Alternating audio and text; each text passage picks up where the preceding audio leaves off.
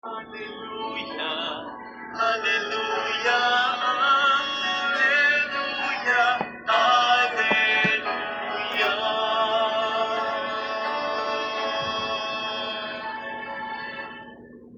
Sumainyo ang Panginoon. At sumayo rin. Ang mabuting balita po ng Panginoon ayon kay San Marcos. Papuri sa iyo, Panginoon. Umagang-umaga ng araw ng linggo, matapos na muling mabuhay si Jesus, siya'y unang nagpakita kay Maria Magdalena. 7 demonyo ang pinalayas ni Jesus sa babaeng ito. Pumunta siya sa mga alagad ni Jesus na nooy nahapis at umiiyak at ipinalita ang kanyang nakita. Ngunit hindi sila naniwala na sinabi ni Maria na buhay si Jesus at napakita sa kanya. Siya'y napakita rin sa 2 alagad na naglalakad patungo sa bukid. Ngunit iba ang kanyang kaanyuan. Bumalik sa Jerusalem ang 2 at ipinalita sa kanilang kasamahan ang nangyari. Ngunit sila may hindi pinaniwalaan. Pagkatapos napakita siya sa 11 samantalang kumakain ng mga ito, pinagwikaan niya sila dahil sa hindi nila pananalig sa kanya at katigasan ng ulo, sapagkat hindi sila naniwala sa mga nakakita sa kanya pagkatapos na siya'y muling mabuhay. At sinabi ni Jesus sa kanila, "Umayo kayo sa buong sanlibutan at ipangaral ninyo sa lahat ng mabuting balita." Mga kapatid, ang mabuting balita ng ating Panginoon. Pinupuri ka namin, Panginoong Heso Kristo. Muli, welcome po sa Word of God Daily Gospel, na kung saan ang layunin ng Facebook Live na ito ay palaganap ang mabuting balita through social media, kamukha po ng Facebook Live. At sundin po ang sinabi ng Panginoong Jesus na hindi lamang sa tinapay na bubuhay ang tao, hindi sa bawat salitang namumutawi sa bibig ng Diyos. Na magkaroon po tayo ng pagninilay sa salita ng Panginoon bilang pagkain ng ating espiritu. Amen? Sapagkat tayo po ay araw-araw na nagkakasala. So, kailangan po tayo ay laging makarinig ng banal na mensahe mula sa ating Diyos. Ako po si Sister Angelica at isa po akong Katoliko from Bulacan. At ang ating pong pagbasa, ngayon po ay April 11, 2026 at Saturday Gospel, ang ating pong pagninilayan. So, makikita po natin dito sa binasa natin mula kay San Marcos, yung yung pagpapakita ng Panginoong Jesus sa kanyang mga alagad. So, ang kauna-unahang pinagpakitaan ng Panginoong Jesus na alagad ay si Maria Magdalena. At alam naman po natin na si Maria Magdalena ay isang napakamakasalanang babae. Alam natin na 7 demonyo ang kinas out ni Jesus Christ sa babaeng ito. Pero, minsan matatanong mo sa sarili mo, bakit kay Maria Magdalena siya unang nagpakita? At hindi kay Mama Mary na kanyang ina? O kaya sa kanyang minamahal na alagad na si John? Bakit sa isang napakamakasalanan na nagbalik loob sa kanya? So, ganyan tayo kamahal ng Panginoong Jesus. Mula sa kanyang pagkabayubay sa krus ng Kalbaryo, hanggang sa huling hininga niya, wala siyang inisip kundi yung pag-ibig niya sa ating mga makasalanan. Ibinilin pa niya tayo sa kanyang ina. Humingi pa siya ng kapatawaran sa Ama sa ating mga kasalanan. Hanggang sa muling pagkabuhay niya, naroon pa rin ang kanyang pagmamahal sa mga makasalanan. Actually, lahat naman tayo mahal ng Diyos Tayong mga makasalanan. Kasi yan naman ang kanyang naging misyon. Kung ba't siya katawang tao, hindi para sa mga banal, hindi para sa ating mga makasalanan. Ang ayaw lang talaga sa atin ng Panginoon, yung kasalanan ginagawa natin. Yun ang dahilan kung bakit patuloy hanggang sa panahon na ito na hiningi ng Panginoong Jesus na mag-iwan ng patnubay dito sa mundo, which is the Holy Spirit. Kasi hindi pa dumadating yung kanyang second coming. So, ganyan tayo kamahal ng Panginoon. Nung binibigyan pa tayo na mag-guide sa atin, kahit wala yung presence, yung physical presence niya, dito sa mundo. So, maraming beses siya nagpakita, pero ano ang nangyayari, no? Kahit kay Magdalene, kahit kay Maria Magdalena nagpakita, hindi siya kaagad nakilala. Napagkamalan pa nga siyang hardinero eh. At sinabi pa nga ni Maria Magdalena dun sa Panginoong Jesus na hindi niya nakilala, kung ikaw ang kumuha ng bangkay ng aking Panginoon, ibalik mo sa akin. Diba? Tapos nagpakita rin siya sa dalawa niyang alagad. Nagpakita din siya sa 11 niyang alagad. Ang kumbaga, nagpakita siya sa kanyang mga alagad, no? Pero hindi ka agad nila nakikilala. Bakit kaya? Kasi, minsan, kahit nakakilala ka na sa Diyos, kahit tinanggap mo na ang Panginoong Jesus, minsan kahit naglilingkod na nga sa Panginoon eh, dumadating ang time na parang hindi natin siya kilala. Parang hindi natin alam kung anong magagawa ng Diyos sa buhay natin. Nagdududa, yes. Nagkaroon ng mga pagdududa at pagtakot itong mga alagad na ito. Pero gayon pa man, makikita pa rin natin ang kabutihan ng Panginoon. Hindi siya naghiganti, no? Kahit maraming mga alagad niya ang nagtago, kinatuwa siya, hindi siya dinamayan. Ilan lang ang naging faithful sa kanya hanggang sa kamatayan. Pero karamihan ay nagsiwala kahit yung mga ibang followers niya. Diba, yung mga iba pa nga sinasabi, ipako yan sa krus, no? So, ang Panginoong Jesus talagang nandoon yung kanyang puso lagi ng pagpapatawad. Eh. Pagbalik niya, ano yung pinakahuling sinabi niya dito sa gospel natin ngayon? Umayo kayo sa buong sanlibutan at ipangaralan niyo sa lahat ang mabuting balita. Alam niyo, itong sinasabi ng Panginoon na humayo kayo.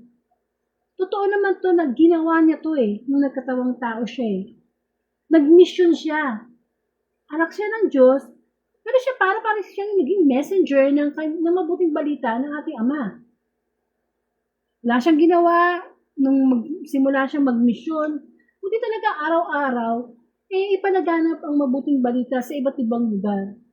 Which is, nung panahon naman noon, wala pang social media, wala pang mga mabibilis na transportasyon, talagang mano-mano ang ginagawa ng Panginoong Jesus kasama ang kanyang mga alagad sa pagpapalaganap ng mabuting balita, sa pagpapagaling ng mga may sakit, pagkakasaot ng mga demonyo, kahit pagbuhay ng patay ay kanyang ginawa. Kasi yun ang mission niya eh. Mission na isang Diyos na Panginoong Jesus na walang bahid kasalanan. Pero ginawa niya pati yung pagbibigay ng kanyang buhay. Kasi mission na yun na nanggaling sa Ama. So sa panahon natin ngayon, ganyan pa rin ang sinasabi sa atin ng Panginoon. Humayo tayo. Hindi pangaral sa lahat ng mabuting balita. Kaya ba natin gawin yun? Hindi naman kasi kinakailangan na maging preacher tayo, teacher, pare, madre, pastor, para may palaganap natin ng mabuting balita. Kasi hindi naman lahat binigyan ng kakayanang magsalita. Kasi may kanya-kanyang gift yan from the Holy Spirit. Pero sabi nga, ang karunungan mula sa Diyos ay nagsisimula sa pakikinig. Kailangan may marinig tayo para malaman natin na ay, ganun pala yun. Yung pala ang sinabi ng Diyos na kailangan magpatawad sa ating kapwa. Kailangan may marinig tayo para meron tayong ibahagi sa iba. Sa panahon natin ngayon ng social media, napakadali na sundin ang Great Commission. Actually, Great Commission itong binabanggit ng Panginoong Jesus. Bawat isa sa atin, natasa na magpalaganap ng mabuting balita. Bawa sa YouTube, sa TikTok, may mga marinig tayo na mga gastos. Sa Catholic lang everyday, meron yung misa, alas 6 ng umaga. Yun lang, panoorin natin. Then after that, i-post natin sa ating timeline. Pagtupad tayo sa Great Commission, hindi ka nagsalita, wala kang pinuntahang lugar. Ano lang tayo, nagtulungan. Parang chain na ipalaganap ang mabuting balita. Kasi once na ginawa natin yun, nanonood ko sa YouTube, kay Father ganito, about the gospel for this day, then pinost mo siya sa timeline mo. Ilan ba ang Facebook friends mo na pwedeng makanood nun? Malay mo, isa sa mga Facebook friends mo, may problema, nakarinig ng gospel. Hindi po ba? Magpapalaganap yun ng mabuting balita. Pero ang nangyayari kasi, ang social media, wala anong mga pinopost, mga wala kakwenta-kwentang bagay, mga hindi nag-glorify ang Panginoon. Hindi po ba dapat nga nag-viral ang salita ng Diyos, hindi yung mga bagay na walang kwenta. Isa tinutularan pa ng mga tao. Kaya saan yung pagtupad natin sa Great Commission? Kasi akala po natin na ang pagsunod sa utos ng Diyos, hanggang 10 utos lang. Hindi. Kaya nga naniniwala tayo as Catholic, na araw-araw talaga nagkakasala tayo eh. Sin of commission, mortal sin, venial sin. May mga bagay na kapag hindi natin ginawa, kasalanan na yun. Yung minsan, alam mo nang dapat mo nang tulungan yung kapwa mo, hindi mo pa tinulungan, kasala tayo nun. Kaya nga, kung ang Panginoong Jesus, nag-mission siya. Nung siya nagkataon tayo mga tamad eh, hindi natin magawa yun eh. Diyos na nga, ginawa na nga niya eh. Panginoong Jesus, pero tayo, di ba? It's just a matter of one click to share the gospel of the Lord, hindi natin magawa yun. Why? Kasi nahihiya tayo, makita rin sa ating timeline. Nahihiya tayo share ang gospel ng Lord. Pero yun ay utos ng Diyos. Kahit naman pag tayo ay nagsisimba, di ba? At the last part of the Mass, sasabihin ng pare, mayo kayo at ipalaganap ang mabuting balita. Hindi tayo nagsisimba para makinig lang ng homily. Merong pinapagawa sa atin ang Panginoon. O kaya, habang nakikinig ka ng halimbawa ng gospel, lakasan mo, parang marinig ng kasama mo sa bahay, o kaya nakapit bahay mo. That's another way of pagtupad sa Great Commission na sinasabi sa atin ng Panginoon. Amen? Kasi ito na yung panahon eh, na kailangan maabot na ng mabuting balita ang lahat ng tao sa buong mundo. At yun nga sabi ko, napakadali na through social media. Pero pag mga masasama ang loob natin, di ba, ang bilis mag-post sa Facebook, sa mga social media account. Sabi niya, ang Panginoon, ginawa na niya ang lahat ng example na dapat natin gayahan. Kahit ang kanyang karakter eh, ang pagiging mababang kalooban eh. Pero, nasa atin ang pagkukulang kasi meron tayong free will. So, pwede natin gamitin yun sa mabuti o sa masama. Naku talagang nakikita natin ang kabutihan ng Diyos, nakikisa tayo sa pagmimisyon ng Panginoong Jesus. Amen. Actually, nakakahanga yung mga tao na minsan kasi sasakay ako sa bus o sa whatever, transportation. Mas meron na lang biglang magsasalita about God's Word. Hindi madali yun. Yung magsalita ka ng salita ng Diyos sa karamihan. Marami doon, hindi makikinig sa'yo. Marami doon, hindi ka papansinin, parang tanga, di ba? Pero yun ay isang kahangahangang pagmimisyon sa ating Panginoon. Of course, ang reward ng Panginoon. Diba? Mga chismis, minsan magaling pa tayong magpalaganap ng chismis, no? Na, naghiwalay na, si artistang ganito, ganyan, mga chismis, na mga marites. Pero pagdating sa salita ng Diyos, hindi natin ito maibahagi sa ating kapwa. Amen. Pero ito ay isa sa mga dahilan ng muli pagpapakita ng Panginoong Jesus. Kasi sinasabi niya, nagtagumpay na ako. That I'm a victorious God. So kung anong ginawa ko, dapat ginagawa din natin. Amen? Pero syempre, ako, personally naiintindihan ko kasi pag hindi talaga malalim yung pag-ibig mo sa Diyos, ikahihiya mo talaga siya kahit pag-share lang ng gospel. Totoo yan. Kasi it takes a lot of deep love, relasyon sa Diyos bago mo siya maipakilala sa iba. Kasi kailangan talaga, makilala muna natin siya. Magkaroon muna tayo ng personal encounter sa Panginoon bago natin siya maipakilala. Mayroon naman kasi ipakilala ang Panginoon, hindi wala tayong personal na relasyon sa Kanya. Diba? Pero once naman na nakilala natin ang Panginoon, doon natin mapifeel na siya pala talaga ang pinakamahalaga sa buhay natin. Na Sa bawat paggising natin sa panibagong araw, siya yung dahilan. Siya naman talaga dahilan. Kaya lang talaga hindi ma-appreciate ng tao ang kabutihan ng Diyos. Kasi nga, yun yung sinasabi na buhay physical pero patay spiritual. Hindi natin binibigyan ng tuon yung ating spiritual na connection sa Panginoon. E paano ba natin sasambahin ng Diyos? Di ba? Sambahin ng Diyos sa Espiritu at sa katotohanan. Eh ano ba yung katotohanan? Ang salita ng Diyos. And the truth will set us free. Kaya tayo patuloy pa rin sa ating mga kahinaan, sa ating mga kasalanan. Kasi di pa tayo lumalaya eh. Dahil ayaw nating sundin ang salita ng Panginoon. At nakakatakot ang generation ngayon sapagkat hindi na si Kristo, hindi na ang Panginoon ang nagbibigyan ng papuri. Hindi na siya yung naitataas. Kaya mag-iingat din po tayo sa mga follow natin sa social media ng mga tao na nagpapalaganap ng kasamaan. Yung bang kasalanan nininormalize na. Na pwede na itong kasalanan na ito kasi majority wins. Gusto ng tao, sinusuportahan ng tao. Kaya kailangan nakakarinig tayo ng salita ng Panginoon para tinatanong natin, teka muna, oo, sikat kang tao. Pero tama ba yung sinasabi mo? Ayon ba yan sa kalooban ng Diyos? Kasi pag hindi ayon sa kalooban ng Diyos, tayo ay madadala sa impyerno.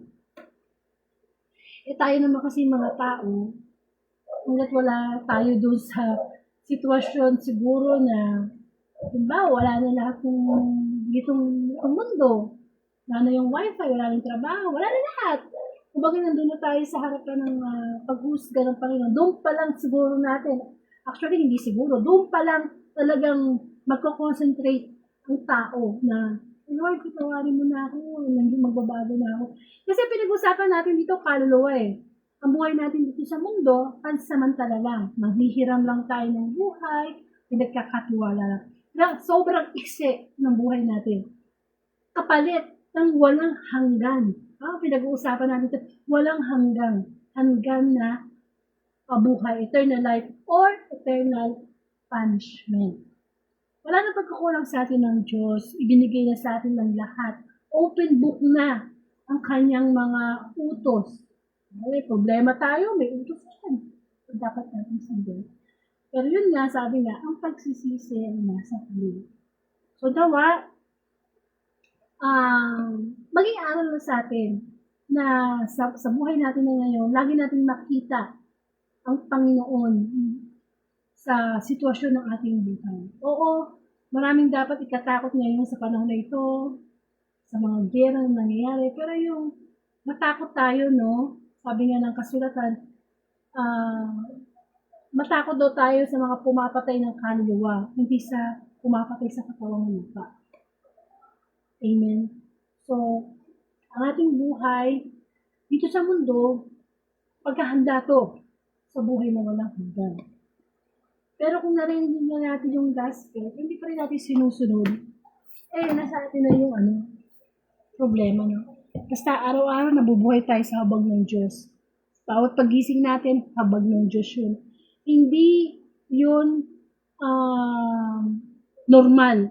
Kasi ang nangyayari kasi sa ating mga tao, tutulog sa gabi, pagod na pagod, galing trabaho, galing sa kung saan mang bagay. Tapos wala na, gigising naman ako bukas eh. Hindi natin alam, marami na tayong kasabayan kagabi, natulog na hindi na nagising. Kasi, kung sino ba makakapagsabi kung kailan tayo tutuloy ng Panginoon at kung kailan ang second coming. So, dapat, binibigyan natin ng halaga ang Panginoon sa ating buhay. Kasi siya yung source ng ating lakas eh. Diba? Nagpapaaraw siya sa mabuti at sa masama. Nagpapaulan siya sa mabuti at sa masama. Amen. Kaya nawa, mapagnilayan natin sa ating buhay na may halaga ang Diyos sa atin. May pinagagawa ang Diyos sa atin. Amen. Ang ipakilala si Kristo sa ating kapwa, of course, hindi lang ipakilala, higit sa lahat, makita yun sa ating buhay. Di po ba? Kasi ang salita ng Diyos is hindi lang information, kundi transformation. Nagbabago ang tao. Amen. nawa sa muling pag-alala natin sa pagkabuhay ng Panginoong Hesus, ay mabuhay na rin tayo at hindi na tayo maging patay sa pananampalataya. Mamatay na tayo sa ating mga kasalanan at mabuhay tayo kasama ng Panginoong Hesus. Sapagkat, sabi nga, anong mapapala na isang tao, makamtan man niya ang lahat ng bagay sa mundo. Pero kapalit naman ito, yung kanyang kaluluwa. Patuloy nating sundin ang pagmimisyon sa ating Panginoon. Magkaroon tayo ng oras para makipag-usap sa Diyos, magnilay ng kanyang salita. Kasi ang kanyang mga salita is, pagkain natin yung spiritual. Yun kasi dapat ang ma-realize natin na kung makain tayo ng physical food, pagkagutom tayo, talagang gagawin natin yung lahat para makakain. Pag nauuhaw tayo, gagawin natin lahat para makainom. What about our spiritual pagkagutom? Ay, hindi natin napapansin. At hindi natin napapansin, punong-puno na pala tayo ng sakit. Bulag na pala tayo spiritual, meron na pala tayo spiritual na keto. Yun ang gusto talaga ng Panginoong Hesus na bigyan ng kagalingan sa ating buhay. Karoon po tayo ng panalangin. Panginoon, marami pong salamat sa pagpapaalala mo sa amin ng aming pagmimisyon na marami pong hindi gumagawa. Nawa, Panginoon, through social media, mai-share namin ang iyong kabutihan sa aming mga Facebook friends or sa aming pamilya higit sa lahat. Upang sa ganon, matularan namin ang pagmimisyon na ginawa mo, Panginoon. Makita namin na lagi ang iyong presensya sa aming buhay. Panginoon, di pinapanalangin ko po si Brother Joel, nasa banig ng karamdaman. Si Brother Danny, Panginoon, nasa banig ng karamdaman. Panginoon, mga taong nasa banig ng karamdaman ay aking ipinapanalangin. Nabigyan mo po sila ng spiritual na kalakasan. Yes, Lord, may mga dahilan kung bakit nangyayari ito sa aming buhay, ang mga pisikal na karamdaman. Pero, purihin ka sapagkat gusto mong palakasin ang aming spiritual na kalusugan sa iyo, Panginoon. Na makita namin na bagamat mahina kami sa mga sakit na dinadala namin sa oras na ito, ay mas mapalakas ang aming spiritual na kaugnayan sa iyo, Panginoon. Sapagkat ang pinakamahalaga naman ay ang aming kaluluwa sa iyo. Bawat kaluluwa ay mahalaga sa iyo, Panginoon. Lagi namin makita yun. At idinadalangin ko din po ang buong mundo. Alam ko, ikaw po ang nakakaalam ng simula at wakas ng mundo. Pero nawa bago dumating yung Panginoon, nakita namin makapagbalik loob kami sa iyo, O Lord. Ama namin, sumasalangit ka, sambahin ang ngalan mo. Napasamin ang kaharian mo, sundin ang loob mo dito sa lupa, para mo sa langit. Bigyan mo kami ng aming kakanin sa araw, at patawarin mo kami sa aming mga sala. Para nang pagpapatawad namin sa nakakasala sa amin. Kung po kami painturo sa tukso, bigyan mo kami sa lahat ng masama. Sa ngalan ng Ama, ng Espiritu Santo. Amen. So, muli, kung ipagkakaloob ni Lord ang April 12 Sunday Gospel, tayo ay magkasama-samang magnilay ng salita ng Panginoon. Upang masunod natin ang sinabi ng Panginoong Hesus na hindi lamang sa tinapay nabubuhay ang tao, kundi sa bawat salita na mumutawi mula sa bibig ng Diyos. To God be the glory.